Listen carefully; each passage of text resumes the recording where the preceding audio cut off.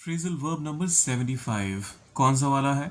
Drop by, जिसका मतलब होता है अचानक कभी कोई मिलने पहुंच जाए बिना किसी पहले की जानकारी दिए, मतलब पहले से जानकारी दिए बिना अचानक आ जाए, बिना बताए आना, या फिर एक झलक के लिए, मतलब इतने कम टाइम के लिए आए कि क्वाइट लिटरली आप कहें यार वो तो बस एक झलक दिखाने आया था। अब इसका इस्तेमाल एग्जाम्पल्स के माध्यम से देखते हैं।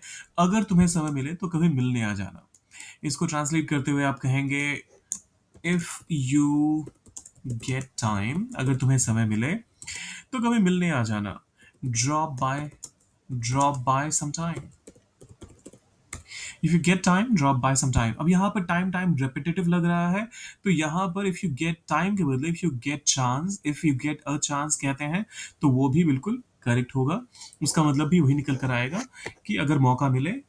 बेसिकली कहने का मतलब वही है कि अगर समय मिलेगा तो कभी मिलने के लिए आ जाना। So if you get time drop by some time grammatically incorrect नहीं है। दूसरा option if you get a chance drop by some time. मैं बस तुम्हें थोड़ी देर देखने के लिए, थोड़ी देर के लिए आया था। आई ड्रॉप्ड बाय, बस तुम्हें देखने के लिए, just to see you. I dropped by just to see you. अब देखिए यहाँ पर अगर बहुत ज्यादा इसका मीनिंग आप ढूंढेंगे सेंटेंस का, हिंदी सेंटेंस का, तो कहीं ना कहीं ये भी मीनिंग निकल कर आएगा कि तबीयत कैसी है तुम्हारी, मैं वो देखने के लिए आया था। So I dropped by just to see how you were doing. एक तरीका ये भी हो सकता है, लेकिन यहाँ पर मैंने लिटरल ट्रांसलेशन किया है, जिस जहां पर कहने का मतलब ये हो रहा है कि मैं बस तुम्हें देखने के लिए, बस तुम्हारी शक्ल देखने के लिए, कैसे हो तुम, नहीं हो, वो सब मैंने नहीं यहाँ पर इंक्लूड किया। अगर आप चाहें तो इंक्लूड कर सकते हैं और वो फिर भी करेक्ट कंसिडर किया जाएगा। I dropped by just to see you, या फिर I dropped by just to see how you were doing. क्या मैं शाम को तुम्हारे घर आ सकता हूँ? मैं आ सकता हूँ, आई कैन। मतलब आने के लिए फिर यहाँ पर ड्रॉप बाय, थोड़ी देर के लिए आने की बात हो रही है, सो आई कैन ड्रॉप बाय तुम्हारे घर। I can drop by your house या फिर योर प्लेस। और शाम को मतलब आज ही शाम की बात हो रही है, फिर this evening. I can drop by your place this evening, लेकिन कहा जा रहा है क्या मैं ऐसा कर सकता हूँ, तो कैन को यहाँ से हटाइए, शुरुआत में ले आइए। Can I drop by your place this evening? Can I drop by your place this evening? मेरा एक दोस्त कल ऑफिस में अचानक आ गया। वन ऑफ माई फ्रेंड्स, ये ध्यान रखिएगा, हमेशा वन ऑफ माई फ्रेंड्स कहिएगा।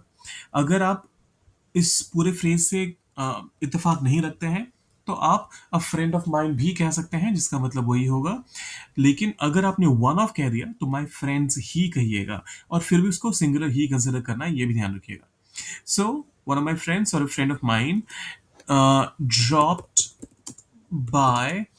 कहाँ आ गया? अचानक आ गया, वो तो ठीक है, ड्रॉप्ड बाय। लेकिन कल ऑफिस आ गया, so the office yesterday। Past की बात है तभी तो कल आ गया।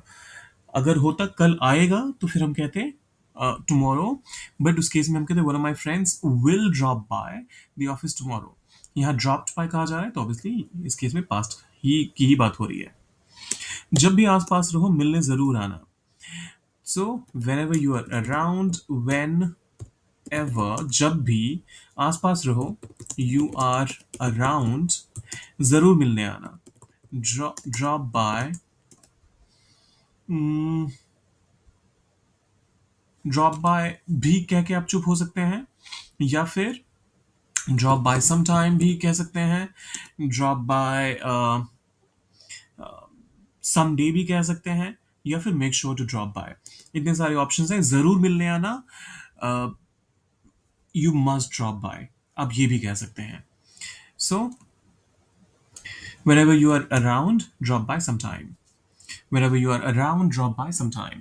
वो हर रविवार को मेरे घर थोड़ी देर के लिए आता है। इसको कीजिए ट्रांसलेट, अब डालिए उसे कमेंट सेक्शन में, और जाने से पहले सब्सक्राइब, लाइक और शेयर वो जरूर कर दीजिएगा। आपके लिए फ्री है, मेरे लिए बहुत बड़ा इंकरेजमेंट करके जाइएगा। मिलते हैं जल्दी।